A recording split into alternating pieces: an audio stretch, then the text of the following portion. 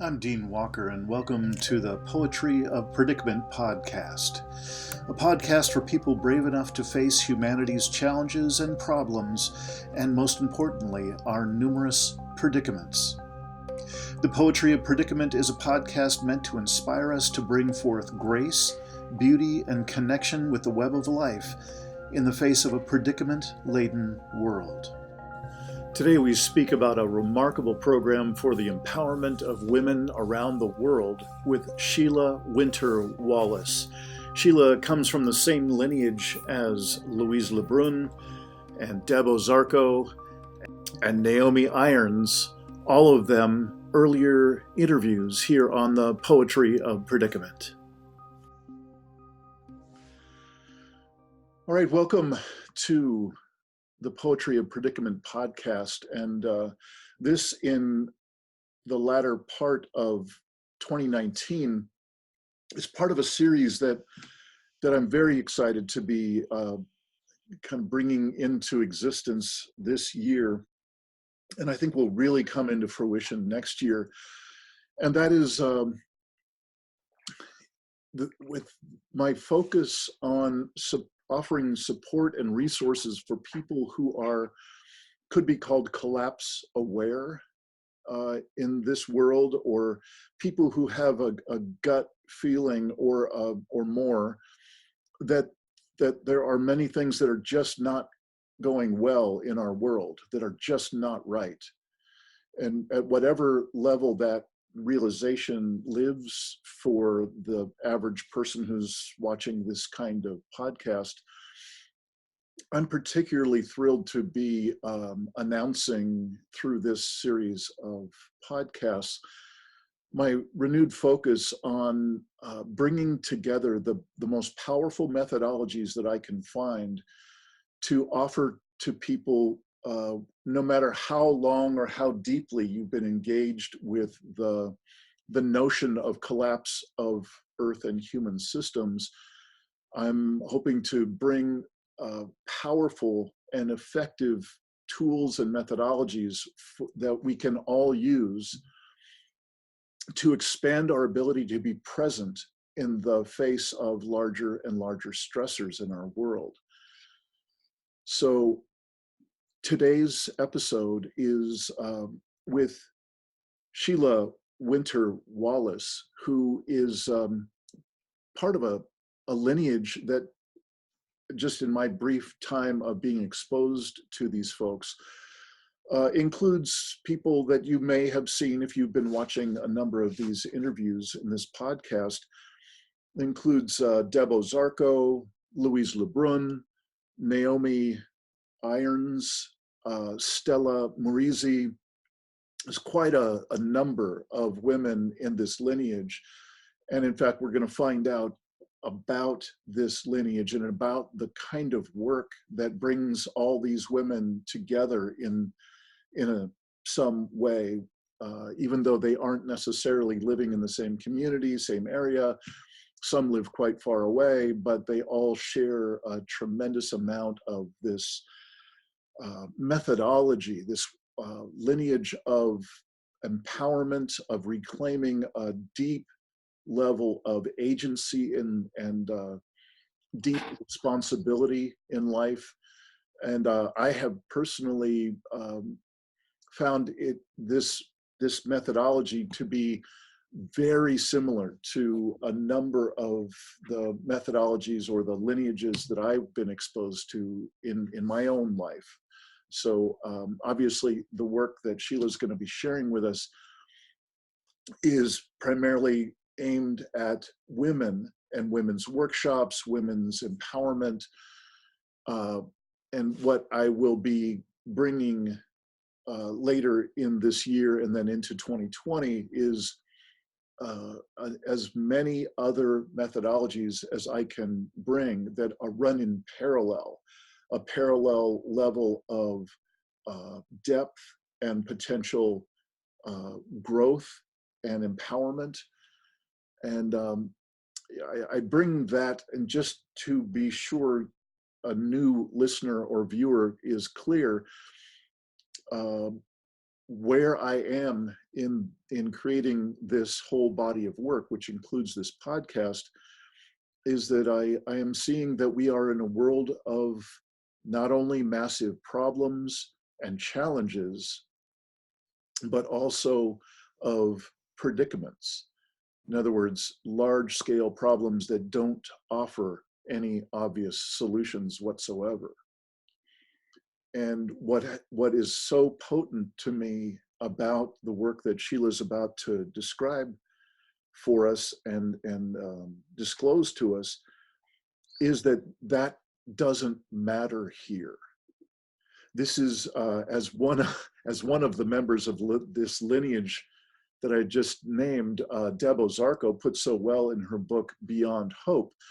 This is a remarkably powerful orientation for a person in living a life, and it has very little or nothing to do with the business as usual paradigm and its fixation on hope and solutions and trying desperately to cling to the structures that we all call normal.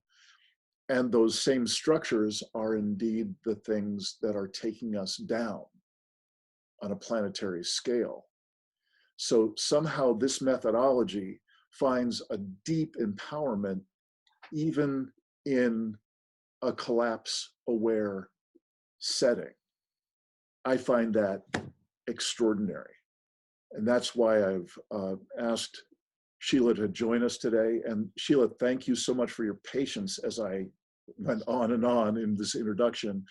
It is such a pleasure to have you. And I'm wondering if anything that I've said sparks you, but first, is there anything you'd like to add to the almost non-existent introduction that I've given you?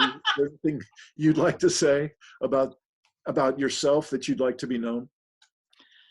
I'm a woman. I'm headed into, I'm in my 74th year. I'll be 74 in a couple of months. I have a 43-year-old daughter and a 41-year-old son. I've been married for almost more than 48 years to the same guy. I've been a dog lover all my life, and so in the last 21 years, I've been rescuing Rottweilers. Love them. Fierce and graceful. And I think I think I knew something when I was 11 years old, and I was too terrified to speak about it. And so I went the traditional science route to become a nurse when I was highly interested in what today we would call quantum physics. Back then it was like voodoo, hoodoo, and you-do, as a friend of mine calls it. And somehow they've all come together to me. There's just an art and a science to living. I've built 4 businesses. I've declared personal bankruptcy in my past. I've been through all kinds of stuff. So as I listened to my friend Deb Ozarko say last week during a conversation, when somebody asked her what her credentials were, she said, life and experience. And I aim for that one. So yeah, that's about as much introduction I think as I can add. All right. Well, Sheila, just before we hit the record button here, I was telling you that what I really would love from you is so many of the people, excuse me, so many of the people that I interact with in my own practice of coaching or providing resources for this collapse-aware population that I'm talking about. And that includes being involved with a deep adaptation community, which is kind of a new global bunch of loosely affiliated folks who are really just from all different walks of life and all different levels of understanding, trying to grapple with what if we truly are experiencing the collapse of the human systems that we have grown up to call normal, and how could we possibly prepare ourselves in the inner fashion to have more and more capacity to be present to life, even in the face of larger and larger, even global stressors. And how does this work that you have been involved with for so long, can you describe what this path of deep empowerment looks like? What does it involve? So for someone who is curious, someone who doesn't know what's out there to possibly use to build themselves out. Is this making sense as a question? Yeah, it is, and there's so many things that are coming to mind. I guess I'll just go ahead and start answering. Yeah. I guess the main frame is evolution of self by intention, and so that presupposes for me that in fact now I have to, if I'm going to become more, as the invitation for myself and others to live a meaningful life, it's going to demand that I presuppose a few things. And presupposing a few things would be, I'm a God force. Small G God, big F force. So I think really where I got started with all of this was with Louise, when she had a question: how does the God force that I am choose to live my life today? There's a lot of presuppositions in there. First of all, you have to presuppose that you're God, also a force, that I am, that I choose, that I live, that I have a life, that there is today. And I don't know that it's there's any need to go out looking for an answer. Just ask yourself the question, because the question is really going to presuppose all kinds of answers for you. And we move forward. You know, earlier when we were just talking before we got started here, one of the things, if you don't mind me bringing it up, was that you talked about really looking at your journey through fear, and how you had looked at rage earlier. You know, rage had always been your door. Yeah. And then you know, really spending the last most recent past really deeply engaged in fear. And I could say that on Louise's site, she actually does have a set of CDs called Women in Fear that are probably really worthwhile considering and listening to, for anyone who is concerned about that. I think fear is the big underpinning for everything. And I have to say that it was probably about 5 or 6 years ago, just sitting at my computer at my dining room table, and all of a sudden having this great big aha moment where I realized that, so I'm going to say I was maybe 66 or 67 years old at the time, and realized in a flash that I had lived my whole life in fear and denied it. Mm-hmm. Literally denied it. But the truth is, I was terrified all the time. And I mean, it wasn't just fear. You know, you mentioned the word terror. It was terror. Mm-hmm. And that was the vibration that I obviously was emitting.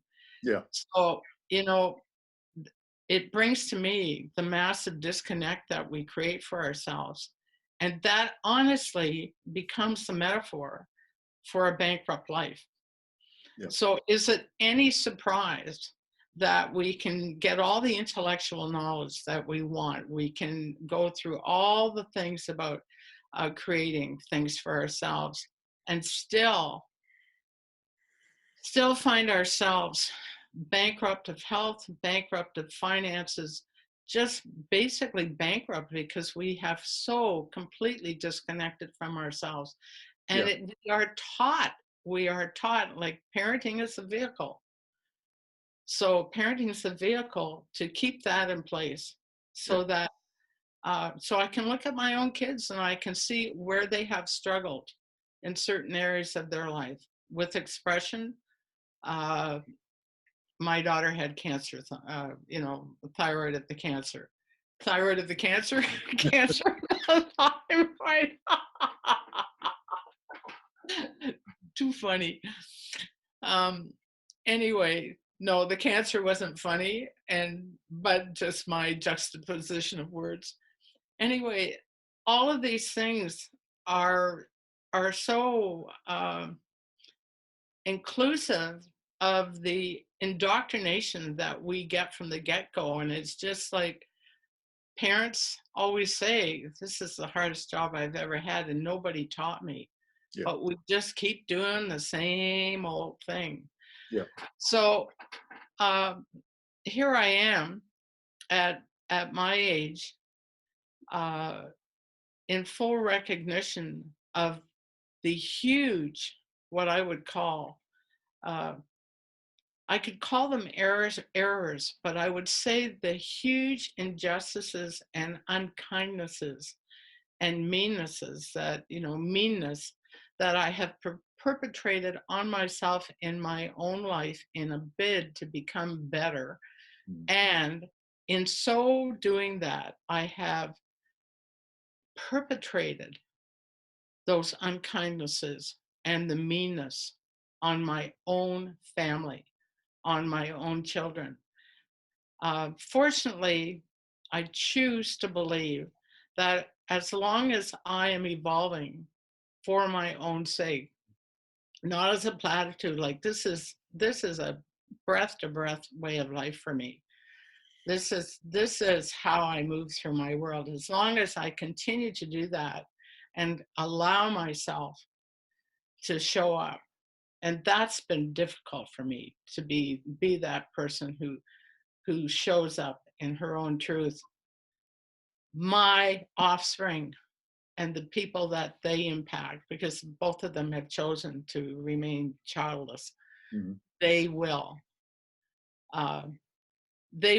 continue to grow into their own. So what it's brought me to is it's never too late. It doesn't matter if you're 80 or 100. Yeah.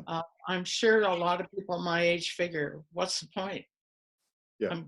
I'm going to die anyway.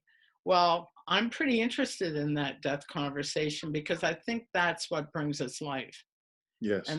And my whole life has been around staying in the conversation that is the death of a way of being into a new way of becoming. And so sometimes it's a physical death. I've certainly been involved with a lot of that and will be involved even more so with that because I'm actually moving in that direction with other people. And at the same time, it sparks, when somebody is at the point of dying and there isn't a whole lot of time, there's a renewal. There can be the huge potential for a rebirth in the actual act of physically passing. Yes. So That's I my don't know. well. I've kind of rambled on there. I'm trusting I'm answering your question. You are, and what I'd like to do is recap what you've said in using my own word or jargon to just kind of let folks know how much overlap there appears to be between the lineage that you're describing and the one that I'm describing from my own experience. When I was writing my own book a couple of years ago, The Impossible Conversation, I kept asking the simplest questions I could to just keep myself focused and moving forward in the process. And that simplest question was, what got us into this predicament? And the answer kept coming back, no matter where I was looking, at the very, very personal or the global level. It's that we disconnected. We've disconnected from our deeper selves, from each other, from Earth, and some would actually say from our own soul as well. Mm-hmm.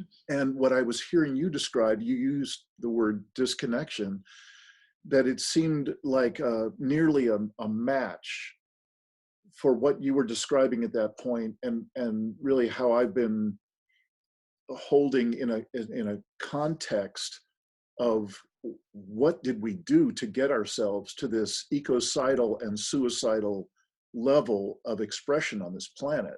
Right.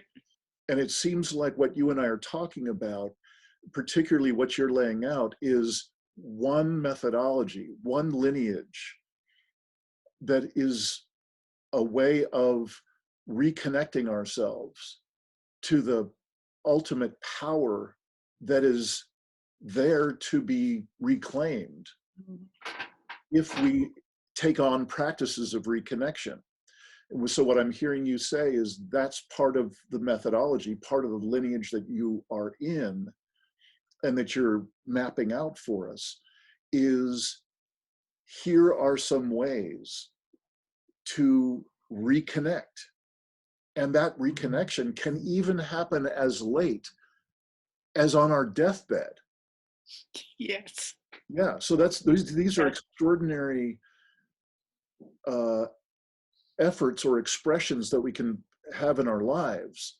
And I was really struck by you saying that. I've done quite a bit of being with people in their time of dying as well. And that's absolutely my experience, is that time disappears. So it is not at all a question of, gee, well, isn't it too late and so on. No, this is an extraordinarily rich and expanded moment. And there are immense, even infinite possibilities of transforming this moment. Right. So I just wanted to say, again, just point at the overlap, appreciating what you've already laid out. And I'm wondering if any of that kind of description that I just laid out, did that spark you to say anything? Oh, I had a lot of images. Okay. And the images of nursing, having 6-year-olds die in my arms, in the absence of their parents because of the dogma of the hospital that wouldn't let anybody in after hours, So I've had 95-year-olds die in my arms. I was highly present to both of my parents passing and had those conversations around dying.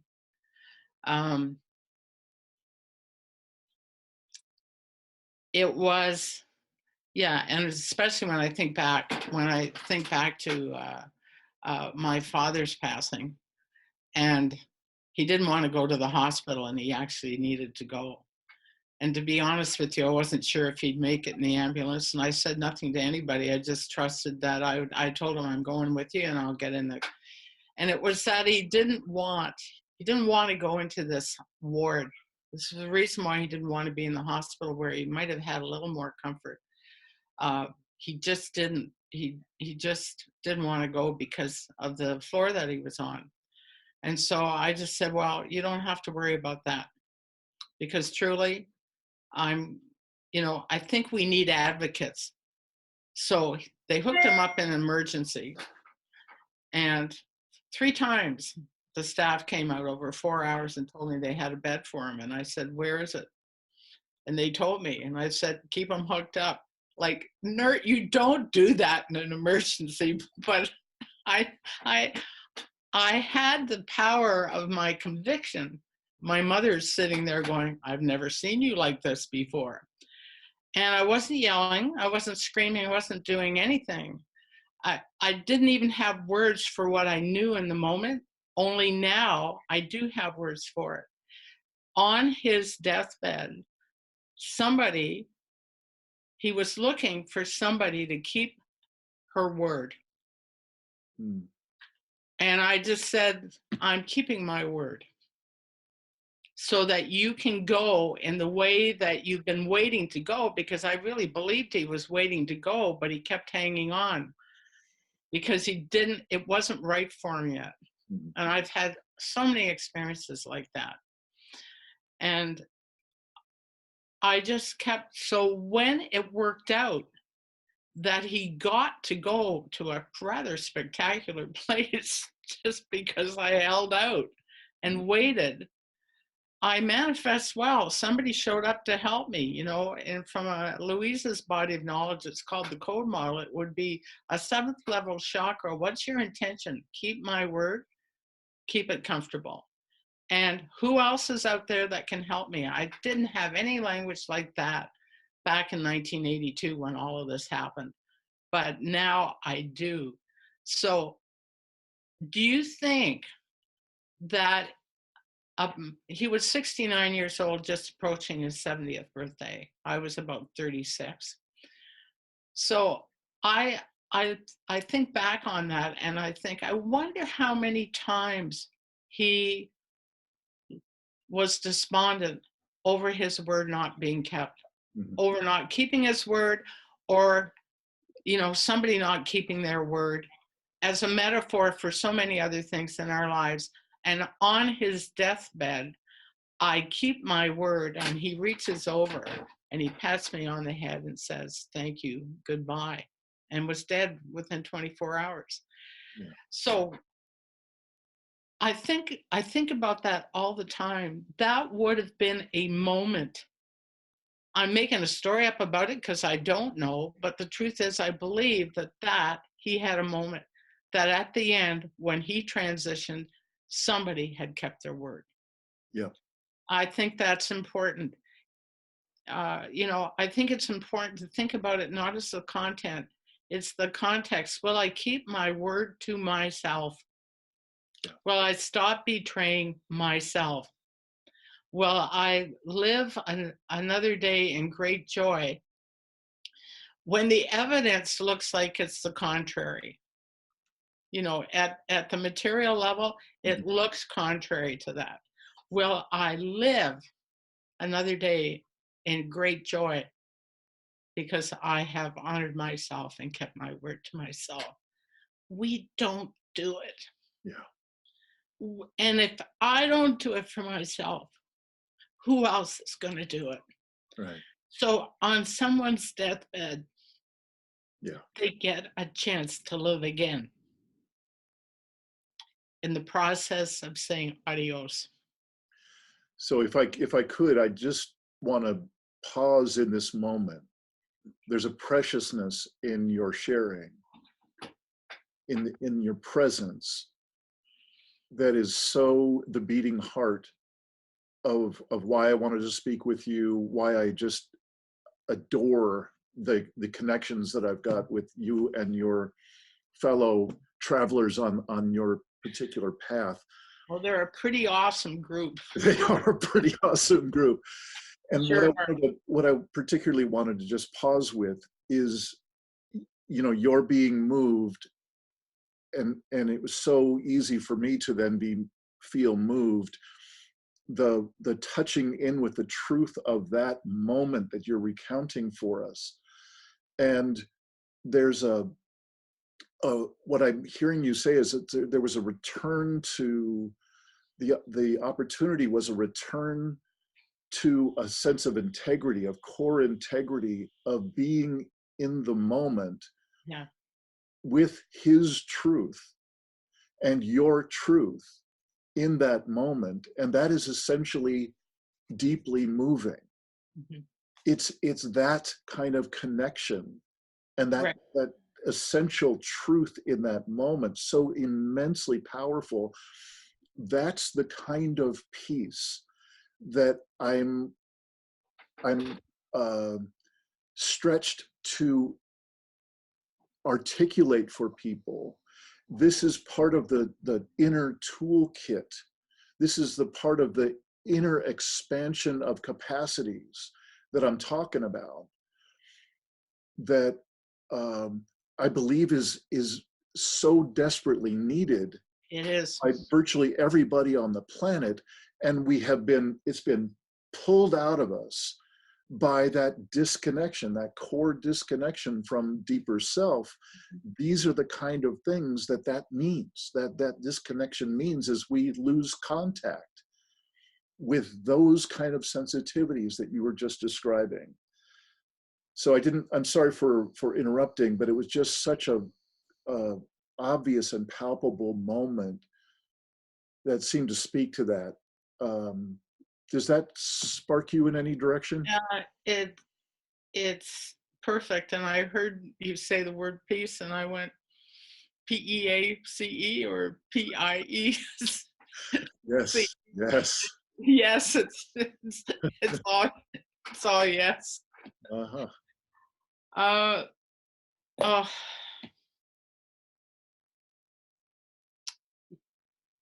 yeah, I think if we can just tell the truth, not as an absolute, just speak our own truths, we'll save our own lives. Yeah. And I think we have gone. I mean, I don't know whether the planet's going to be around for 5 days, 5 years, 50 years. The question really has become, how do we choose to live? And there was something you said earlier. I think what sets this body of knowledge well systems apart. So it's, working environments for living, and working environments for living systems, right down to the cell of the body, right down to every quantum particle. So it's not about good, bad, right, or wrong. It's not about good people, right people, bad people, wrong people. It's just about living, adopting a belief, even if you don't believe it at first. Will you choose to just put on, I am a God force. I'm not my body. And then your body starts screaming at you. And of course, the default is, well, if it hurts or if it doesn't feel good, there must be something wrong. There must be something untoward. And the truth is, it's just your body actually, how vociferously, how wildly, how painfully does it have to speak in order to catch your attention, that it's been trying to tell you something for a long time. And maybe that thing is just, you got a choice. And I think that's maybe the pivotal thing, is a choice is present tense. It's like right here, right now, in this moment, this breath. And I think that most people really run around believing they don't have a choice. Yes. And I mean, even when they will intellectually tell you they have a choice, I think they still run around like they haven't got one. And I think that's been the killer. So then there have been all kinds of decisions made from the point of, I don't have a choice.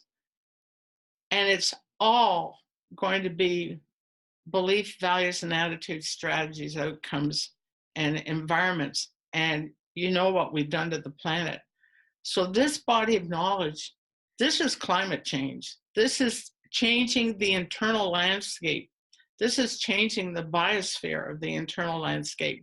This is paying attention to the alchemy of the internal landscape. And it's a choice.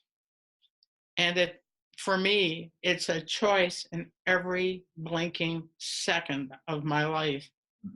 Because if I'm not paying attention to the body as the barometer for what I'm noticing inside of me, projecting outside of me, Mhm. I'm not going to live a good life. And I'm just going to contribute even more deeply into what I say I can't stand. I can talk about it. Oh yeah, that's a wrong thing to do, but I keep doing the same old thing. Yeah. So I think it's if we could just adopt, I am at choice, Mhm. my response. I mean, at the environmental level, if I do something that is considered illegal, I might find myself uh, in a consequence called prison. But I think most of us out there are doing illegal things all the time, not illegal to our very natures all the time, Right. and not illegal to the culture. And we're putting ourselves in our own prisons. Yeah. And we're squashing it down. So this is about a commitment to literally engaging in changing, transforming, evolving an internal landscape, trusting that as that moves and changes and rolls, the outside will become different, not without chaos, Mhm. but how I experience my outside world is going to be far more resourceful Yeah. and ultimately far more joyful. I guess what I would say, um, you know, up until probably 5 or 6 years ago, when I realized that I had lived in terror all my life, I had been really suspect about the joy conversation. Mhm. I didn't know what that was. People would talk about it, and I was kind of cynical about it because honestly, I did not know what that was. Well, how does joy feel? I haven't got a hot clue. What are you talking about, joy? What does that even mean? I had no clue. And these days, joy seems like it's been there all my life. Yeah. Only I know there was a time when I didn't know it. I couldn't even describe it. I had no words for it. And honestly, I held it, I, I was cynical about it. It was suspect to me, Yeah. not anymore. And my life does not, I have a fantastic life doing, just sitting in this chair talking to you right now is a fantastic part of my day. And there'll be more fantastic parts of my day. And that brings me great joy. But I think when you're in performance mode, it's not. Yeah. When you're in authenticity mode, it is. And Yeah. it's taken me a while to get here. Yeah. And that's why I say it's not too late. Yeah.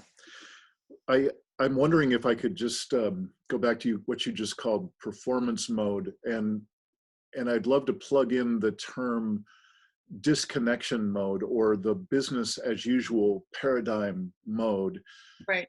in which it seems to me there it's like going to an amusement park. You have to be this tall to ride this ride. You have to give up, you have to forfeit Yes. for these primary sources of meaning in a human life, this disconnection from deeper self, from others, from earth, and so on, that we've been talking about. And what I'm hearing you say is that this is a unique opportunity to map out, to first shift our attention to what is going on inside of me, Right. in that whole area where I have forfeited my awareness and I've forfeited my authentic engagement in the world, I had to give it up in order to get some of the benefits from this paradigm, this system. And what you're saying is that there is an opportunity, perhaps we could say in every moment, to look newly at what does it look like inside of me in that disconnected mode, and then what does it look like and feel like, and what's the experience inside when I am reconnected, when I'm truly present in the moment. That there's an extraordinary level of empowerment on a, I think you've called it a breath by breath basis, to be infused with remarkable power, remarkable awareness, remarkable connection with life on a breath by breath basis. That's a pretty stark comparison between that and the default way that the vast majority of people on the planet have learned to be, which is disconnected from all of that and really just kind of bouncing around like a pinball between reactions and projections about the world. Those are two extraordinarily different ways of being. And so I just wanted to recap and say it from how I was hearing it. And I'm wondering, am I in the ballpark of what you were describing? Yeah, well, the imagery is great that I'm getting. So you're talking about bouncing around, and I had this image of a big balloon full of air just going all over the place. And then the minute you pinprick it, goes, and it goes out. So, and then the image of a bellows. And just prior to that was the, because I think, we do all or nothing. We do either or. We polarize our lives. Yep. We hold our breath. We hold it on the out breath, or we hold it on the in breath, or we forget that there's actually fire. I'm running a program last week, and I remember saying to the group, and they were all on fire, and I just said, you can fight fire with fire, or you can direct it. Because, think about the practical application of that. Fires in California right now, I'm sure they're using fire to direct it, and then they're going to be using water, which is the thing that counters fire. All of those things, we just forget the alchemy of it. But here's what I know, and it comes from the word Hawaii. So Hawaiian language has 7 consonants, 5 vowels. So it means that every syllable is a context. Could have several different meanings depending on the context. But what I think is so important here is everybody's always called Hawaii paradise. So think about your own life being paradise and living a full breath. So, the essence of who we are only gets to move through this body by way of the breath. No breath, no life.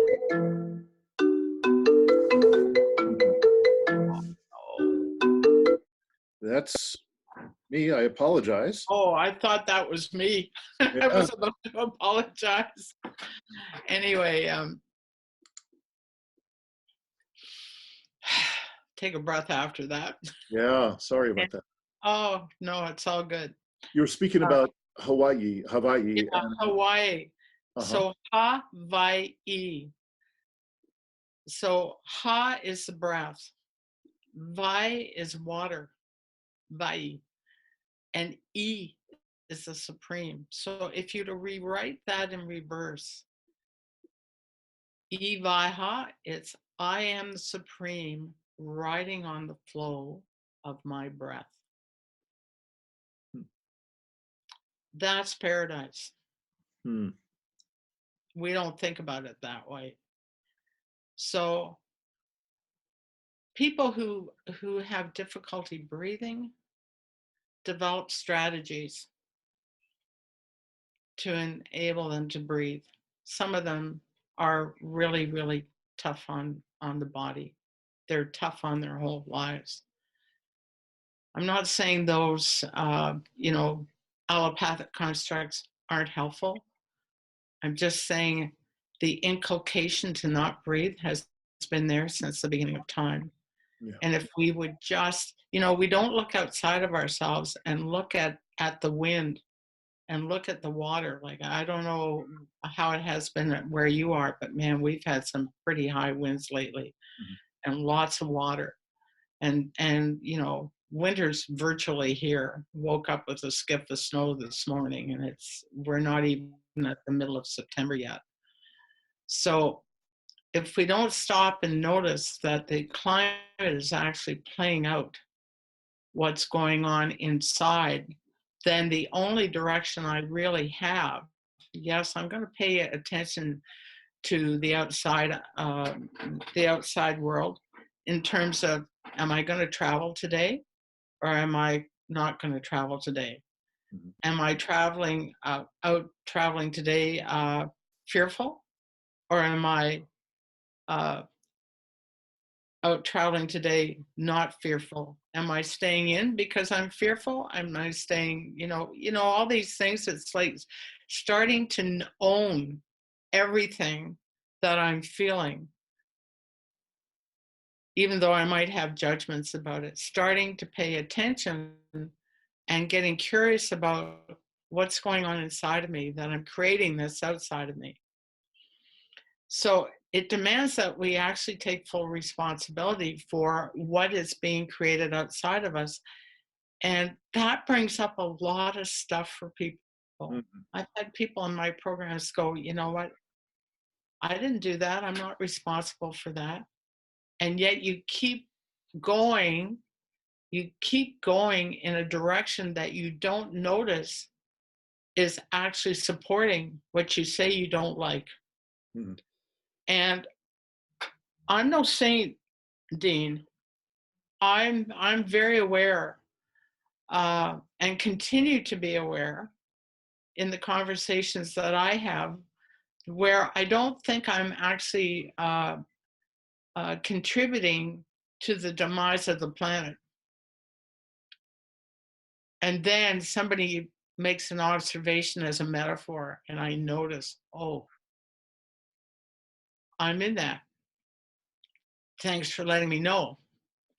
Now I have a chance to, they're not making me wrong.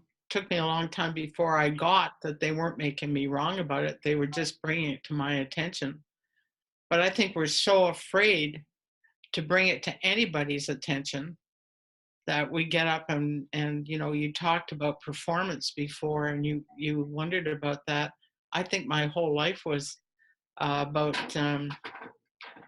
cause and effect, Mm-hmm. and get up and perform and make it solve the problem and make it okay for everybody. Well, it presupposes there has to be a problem. And so it presupposes there's always got to be a solution. And I think, for lack of a better word, the only solution is to engage the core rhythm of who you are and own it, and go into those dark spaces and places where you don't want to go because the truth is lying there. And we do the platitude of the truth will set us free. Well, it does. But in fact, we won't go there. Gets me curious about, are we really serious about we talk about freedom, but are we really serious about wanting to feel free? Yeah. And Look, that's where the joy resides. yeah, Sheila, I'm noticing that our envelope of time, unfortunately, is drawing to a close, and I would love to just put marker exactly where you are in anticipation of our next conversation. I think you've really hit a huge vein of important internal, individual, and collective dynamic here.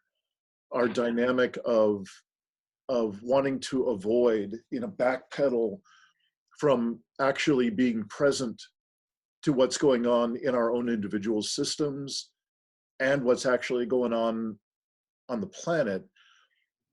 You've mentioned other things that I think are their own brand of difficult for people to really take on board. Yeah. The idea of being fully responsible for not only my inner reality, but the reality around me. Exactly. And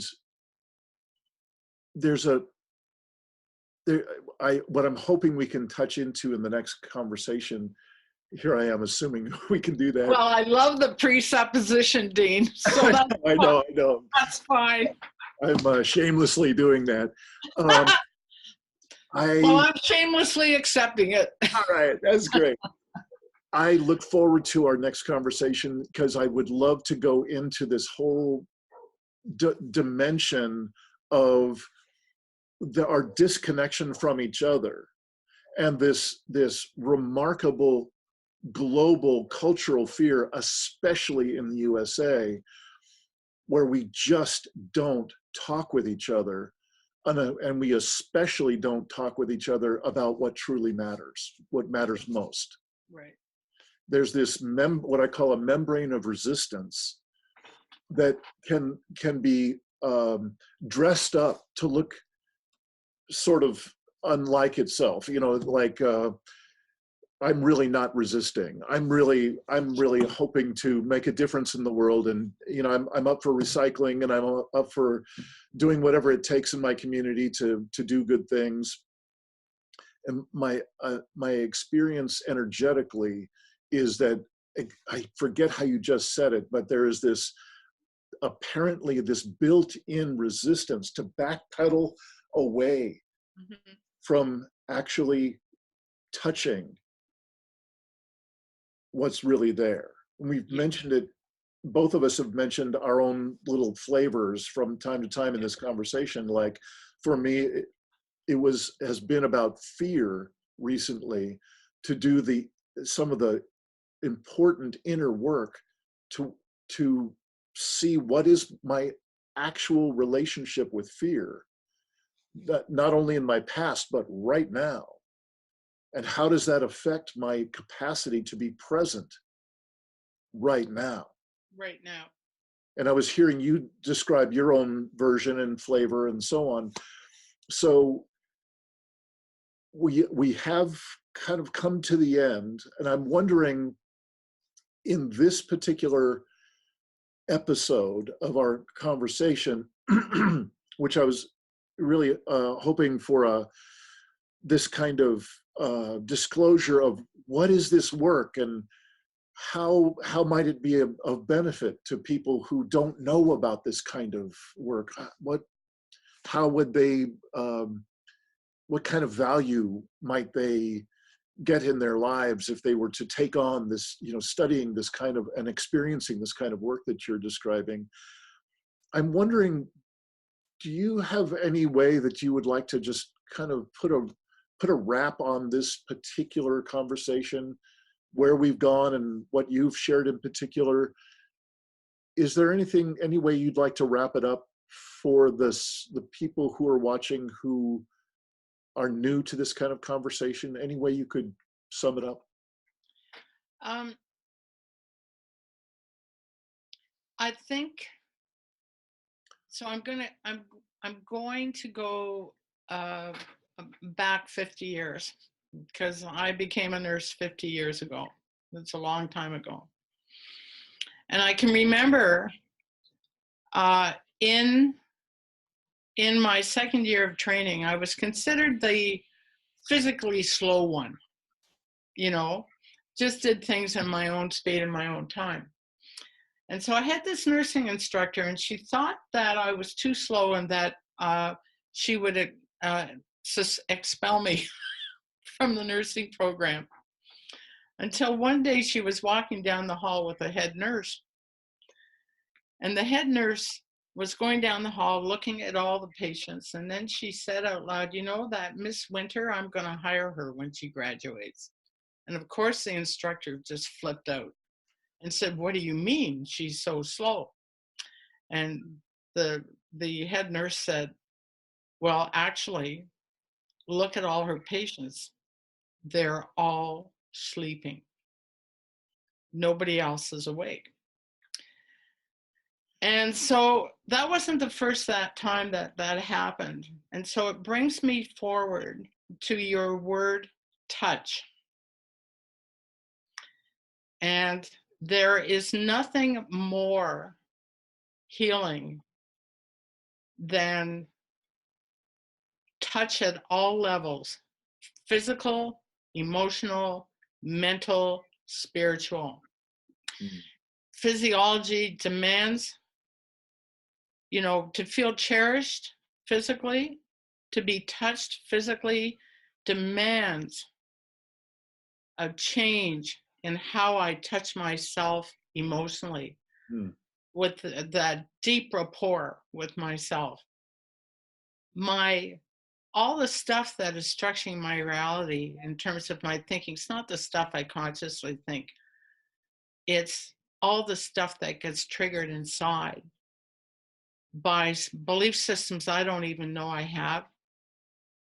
They require a genuine, authentic expression of touch. Who else to get that? Who better else to get that from yourself in the presence of others who are willing to go there with you? And the essence of who you are is completely the field in which all of that is suspended.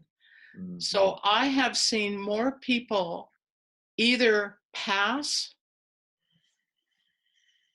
fully alive in the touch of the field, and I've seen more people heal. And the paradox in the touch of the field, and the paradox is it's the touch that I am from my own self that is going to allow others to say, wow, I didn't know I can be that too. So in Hawaii, we used to say, you know, you learn the chant and then you chant the chant and you become it. Use that as a metaphor for your life. Evolve, educate yourself, evolve, find the right tribe. And sometimes that's trial and error. You might feel lonely a lot of the time in the process of finding the right group, the right tribe, the right family of choice, and be with them for as long as it supports you to be completely truthful to yourself. And when it doesn't, move on. Yes.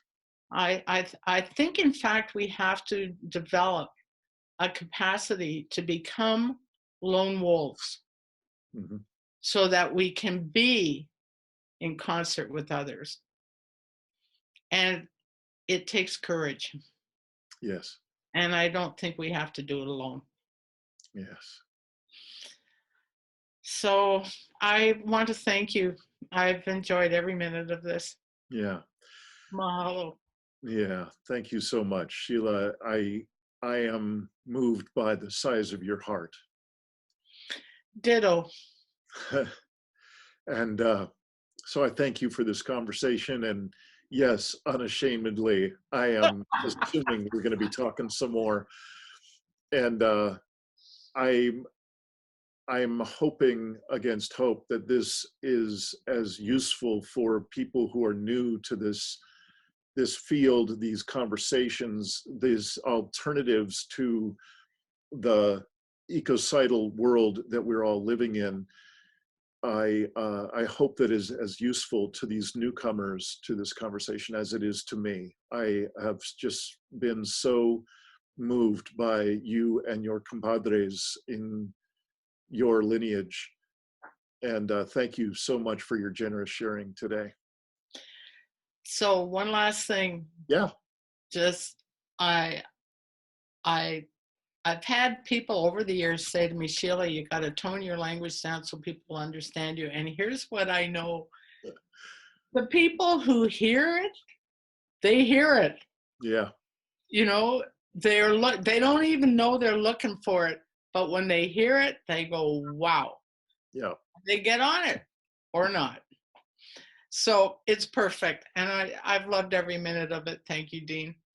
Sheila, would you do me a favor? Yeah. I would like to ask of you, would you send me an email with all the links or books or ways that people can get a hold of you, or important resources or references that you could point them toward, so that Sure. I can put them in the show notes of this particular episode? Well, definitely, yes, I will to all of that. Thank you. Definitely, I'll be sending a link to Louise's shop. Great. Because that's a great place for everybody to start. All right. Well, bless your heart. Thank you so much for spending time. And I look forward to our next time. Ditto. I do too. Until then, bye-bye. All righty. Bye-bye. Thanks for watching another episode of the Poetry of Predicament podcast, produced by Dean Walker and the Living Resilience Alliance, www.livingresilience.net. Also available on our website, www.livingresilience.net, is a wide array of articles, online learning series, arranging group and individual resilience coaching, and sign up for our every other Tuesday free support group that we call Safe Circle Calls.